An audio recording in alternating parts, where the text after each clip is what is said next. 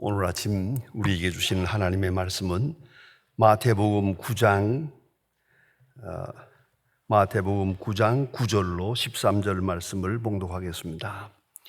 신약 성경 13면입니다. 13면에 있습니다. 마태복음 9장 9절부터 봉독하겠습니다.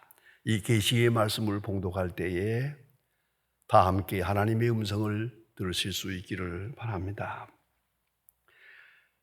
예수께서 그곳을 떠나 지나가시다가 마테라 하는 사람이 세관에 앉아 있는 것을 보시고 이르시되 나를 따르라 하시니 일어나 따르니라.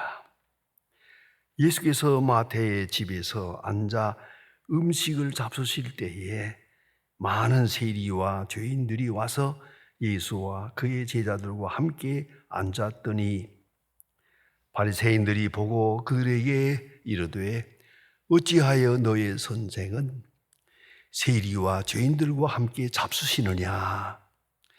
예수께서 들으시고 이르시되 건강한 자에게는 의사가 쓸데없고 병든 자에게라야 쓸데 있느니라. 너희는 가서 내가 긍휼을 원하고 제사를 원치 아니하노라 하신 뜻이 무엇인지 배우라. 나는 의인을 부르러 온 것이 아니요 죄인을 부르러 왔노라 하시니라. 아멘. 저는 목회 생활 중에 가장 마음 아팠던 한 경험이 있습니다. 제가 영락교회 선교관에서 모이는 예비역 기독장교회 OCU라고 합니다. 기독장교회의 모임에 매 금요일마다 새벽 7시에 예배를 보는데 무려 35년 동안 그 모임에 연속으로 설교를 했습니다. 이제 차를 타고 주차장에 들어갔다가 예배를 마치고 주차장으로 나옵니다. 이렇게 빙빙 돌아서 나와서 길로 나오려고 하는 그 입구에 바로 그 자리에 늘 서 있는 거린이 있습니다. 거기 딱 서 있다가 내가 나오면은 목사님 그러세요. 그러면 제가 만나서 얼마씩을 늘 그렇게 구제를 했습니다. 언젠가 한번 겨울인데 나오는데 또 역시 거기 서 있어요. 그랬더니 목사님 그래서 또 얼마를 드렸어요. 오늘은 고맙습니다. 그리고 그냥 가는데 오늘은 그렇지 않아요. 목사님 조금 더 주세요. 그래 제가 또 주었어요. 더 주었는데 더 주세요. 그래서 제가 그만하면 돼서 그랬더니 알았습니다. 제가 이렇게 오늘 특별히 부탁하는 것은 병원에 가려고 그래요. 그 말에 그만 깜짝 놀랐지만은 벌써 떠났어요. 더 주고 싶었지만 못 줬어요. 그 다음에 다시 나타나지 않았어요. 세상 떠났어요. 그때 잔소리 하지 말고 줄 걸. 한 번 더 얼마라도 줄 걸. 그게 그렇게 한스럽습니다. 여러분, 선한 일이라는 게 기회가 있습니다. 늘 할 수 있는 거 아니에요. 할 수 있을 때 해야 되고 마음에서 우러날 때 해야 되고 기회를 놓치면 다시 못합니다. 긍휼에도 이렇게 그 시한이 있고 기회가 있고 종말이 있다는 것을 알게 됩니다. 오늘 본문에서 예수님 말씀하십니다. 긍휼을 배우라. 제가 참 귀하게 여기는 말씀입니다. 긍휼을 배우라. 여러분 생각해 보세요. 긍휼을 배우라, 긍휼을 배우라. 몇 번이라도 한번 되새겨 보십시오. 예수님께서 세관에 앉아있는 마태라고 하는 사람을 부르십니다. 이 사람은 세리입니다. 로마 사람들을 위해서 세금을 거두는 사람이에요. 그러니까 이스라엘 사람으로 볼 때는 반민족적이요.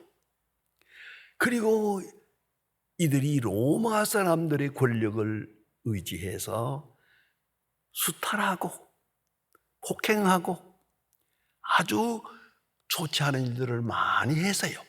그래서 세리들은 사람들로부터 멸시를 당했어요. 그러니까 멸시 당하는 사람들끼리 똘똘 뭉쳐요. 세리들끼리. 이래서 세리라고 하는 사람들은 나름대로 저희들끼리 모여서 이렇게 지내는 이러한 집단이 되었습니다. 얼마나 세리를 멸시했는지, 심지어는 여기 거지가 있어요. 지나가는 사람에게 구걸을 했는데 그 사람이 얼마를 구걸을 했어요? 이제 받아가지고 돌아왔을 때 누가 말하기를 지금 당신에게 돈을 준 사람은 세리요? 라고 말하면은 이 거지가 그 돈을 그대로 도로 던졌대요. 나는 굶어 죽어도 세리의 돈은 안 받아. 이렇게까지 멸시를 받고 소외당하는 사람들이 세리입니다. 그러니까 세리들끼리만 똘똘 뭉쳐서 하는 거예요. 이렇게 됐던 거 아닙니까? 그런데 놀라운 것은 예수님께서 지나가시다가 마태라고 하는 사람을 보고 세관에 앉아있는, 이게 중요합니다. 세관에 앉아있는 것을 보고 날 따르라. 세상에 이럴 수 있습니까? 예수님이 12제자인데 많지도 않은 12제자 중에 한 사람입니다. 제자를 부르실 때 아니 그래도 면접시험이라도 한번 보고 뭐라도 한 말을 주고받고 아니에요. 세관에 앉아있는 것을 보고 날 따르라. 그러니 이 마태가 따랐다고 했어요. 아마도 이랬을 겁니다. 사무엘상 16장 7절에 보면 하나님께서 사무엘에게 말씀하시기를 저희 이새의 집에 가서 다윗이라는 청년을 만나서 왕으로 기름을 부으라 말씀하십니다. 그때 하시는 말씀이 신장과 용모는 보지 마라. 나는 그것을 이미 버렸노라. 나는 중심을 보노니라. 지난번 사울 왕 신장을 보았다가 실패했어요. 신장도 용모도 보지 마라. 나는 중심을 보노니라. 이 말에 비추어 볼 때 아마도 예수님께서는 마태라고 하는 사람의 이 세리의 중심을 보신 것 같습니다. 모든 사람이 천대하고 멸시하는 사람이지만은 그 속에 하나님을 경건하는 마음이 있고 메시아를 기다리는 마음이 있어요. 메시아닉 expectation, 메시아를 대망하는 간절한 믿음을 가지고 있다고 하는 사실을 예수님이 관찰하시고 둘러보시고 세관에 앉아있는 사람 지나가시다가 마태야 네 날 따르라. 그 장면이 얼마나 신비롭고 은혜스럽습니까? 마태가 모든 것을 버려두고 따릅니다. 그뿐만 아니라 너무 감사해서 자기 집에서 잔치를 합니다. 예수님을 모시고 오찬을 합니다. 잔치를 하는데 손님을 부르죠. 잔치에는 손님이 누굽니까? 다 세리죠. 세리들 많이 모여서 이 집에서 예수님을 모시고 예수님 환영하는 잔치를 하게 됐다는 말이야. 그리고 이 집에서 세리들과 함께 음식을 잡수십니다. 이스라엘 사람들의 관례로서는 절대 안 되는 겁니다. 이거는 만나서도 안 되고 그 집에 들어가도 안 되고 그와 더불어 같이 음식을 나눈다. 이건 말이 안 되는 겁니다. 그러면 예수님의 사랑이 어디에 있습니까? 마태를 불렀다는 거, 마태를 아셨다는 거, 마태의 중심을 보셨다는 거 아니에요. 마태의 집에 가서 음식을 잡수셨다는 거. 여러분, 음식을 대접하는 것만 봉사가 아니랍니다. 대접을 받는 것이 봉사입니다. 같이 앉아 음식을 나누는 것, 이것이 바로 섬기는 것입니다. 예수님께서 낮추시고 낮추사 세리들과 함께 음식을 잡수십니다. 대접을 받으십니다. 그 받으시는 대접 속에 예수님의 무궁무진한 넓은 사랑이 있습니다. 이때 사람들이 가만히 있겠습니까? 예수님께서 어째서 세리의 집에 가서 음식을 잡수시는만, 이거는 우리 관리에는 있을 수가 없는 일이라고 비난을 합니다. 그때 예수님이 하신 말씀입니다. 궁휼을 배우라. 건강한 자에게는 의원이 쓸데없고 병든 자에게라 쓰느니라. 궁휼을 배우라 말씀하십니다. 이 궁휼이란 말, 그 의원을 살펴보면 참 신비롭고 귀중한 말씀이기도 합니다. 헬라어로서는 엘레라고 합니다. 엘레오스. 그래서 이스라엘 기도할 때, 라틴어로 기도할 때에도 엘레메 합니다. 그런 나를 궁휼히 여기소서 하는 그런 기도문입니다. 그게 이 기도문에 많이 나옵니다. 엘레메. 그런데 히브리 말로 이 기도를 하게 되면 라함입니다. 라함이라는 말은 또 뭐냐 하면은 여인의 자궁을 의미합니다. 여인의 품이 아닙니다. 젖가슴이 아닙니다. 여인의 자궁입니다. 그것이 라함입니다. 궁휼이란 자궁입니다. 여러분, 이것을 알아야 합니다. 사람은 여인의 자궁 속에서 태어납니다. 자궁 속에서 자랍니다. 어쩌면 자궁 속에서 운명이 결정됩니다. 이것이 자궁의 신비입니다. 자궁은 창조적 사랑이 있습니다. 그 속에서 생명이 탄생합니다. 여러분, 생각해 보세요. 궁휼 속에 내가 있다. 궁휼 속에서 내가 태어난다. 궁휼 속에서 내가 성장한다. 오직 궁휼 속에 그 믿음, 그 간증, 그 감사함으로 자라야 한다는 말입니다. 궁휼 속에. 이거 창조적 사랑. 그런가 하면 주도적 사랑입니다. 모든 책임은 그 어머니가 지는 겁니다. 그런가 하면 다분히 교육적이기도 합니다. 태모교육이란 말이 있죠. 여러분, 요새는 심리학적으로 그런 말을 합니다. 세상에 나오기 전에 어머니 뱃속에 있을 때 모르는 것 같지만 그 속에서 다 듣고 배운다는 겁니다. 그때 가장 극단적으로 예를 들어서 아버지 어머니가 싸우고 난리를 치고 어머니가 울고 불고 만약 그랬다면 그것이 자궁 속에 있는 아이에게 영향을 주어서 그 아이의 성품을 만든다는 겁니다. 이 얼마나 중요한 얘기입니까? 그래서 자궁 속에 있을 때 좋은 소리를 들어야 되고 좋은 음악을 들어야 되고 좋은 말씀을 들어야 되고 기쁨에 충만한 그런 자궁이 될 때 그 속에서 귀한 생명이 성장하고 출생하게 된다는 것이죠. 자, 어머니의 자궁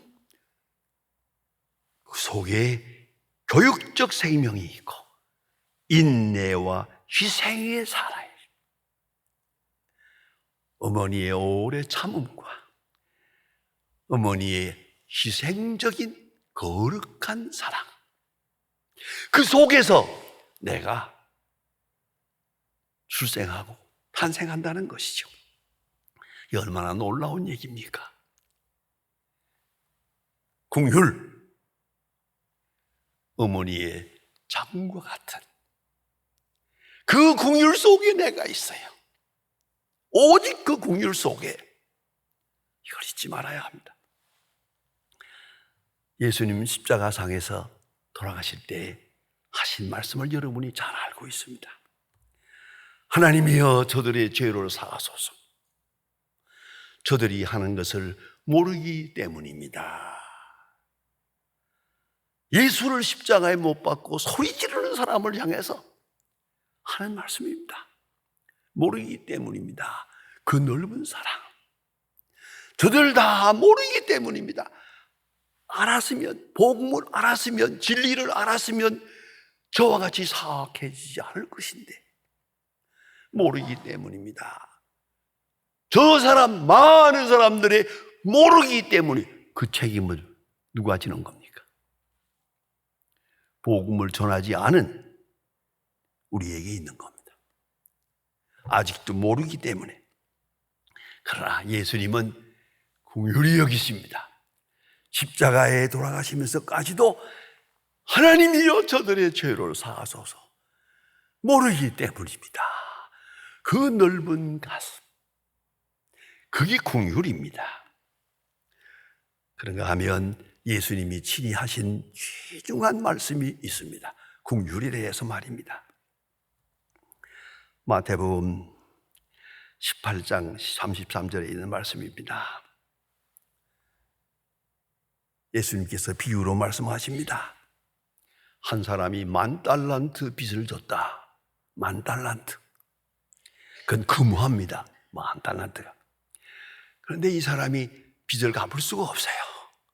그래서 마침내 그 빚을 준 주인이 불쌍히 여겨서 10,000달란트를 탕감해 주노라 했습니다. 탕감받은 이 사람 감사, 감지, 득지해서 감사합니다, 감사합니다 무릎을 꿇고 몇 번 절을 했겠죠. 그리고 나갑니다. 나가다 보니까 자기에게 빚진 사람을 만났어요. 요건 100데나리온입니다. 칼란토하고 데나리온하고는 엄청난 차이입니다. 그런데 데나리온, 100데나리온 빚진 사람이요. 이 사람이 받들고 갚으라. 좀 참아주세요. 제가 갚겠습니다. 이러면 갚아라. 그리고 감옥에다 쳐넣었다. 이 딱한 사정을 보고 주인에게 가서 얘기를 했습니다. 아니, 여기서 주인이 탕감해 준 그 사람이 가다가 100데나리온 자기에게 빚진 사람을 그 빚을 갚지 않는다고 해서 감옥에다 쳐넣었습니다.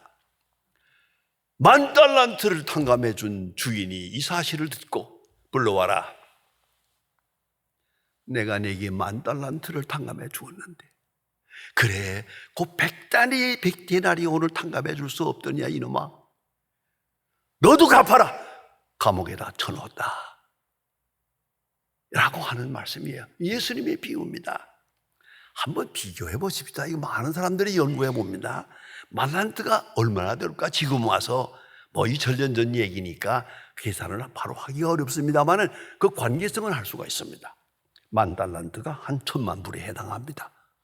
그런가 하면 100데나리온은 20불에 해당합니다. 이걸 연구한 사람들의 관계를 말할 때 이렇게 말합니다. 50만 분의 1, 50만 분의 1. 10,000달란트를 탕감받은 사람이 그 감격을 가지고 100데나리온 탕감해 줄 수 없더냐?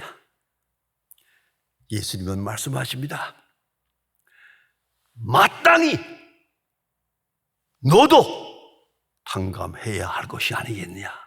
마땅히. 기독교 윤리의 핵심이 마땅함에 있습니다. 이것이다 저것이다 말하면 안 됩니다.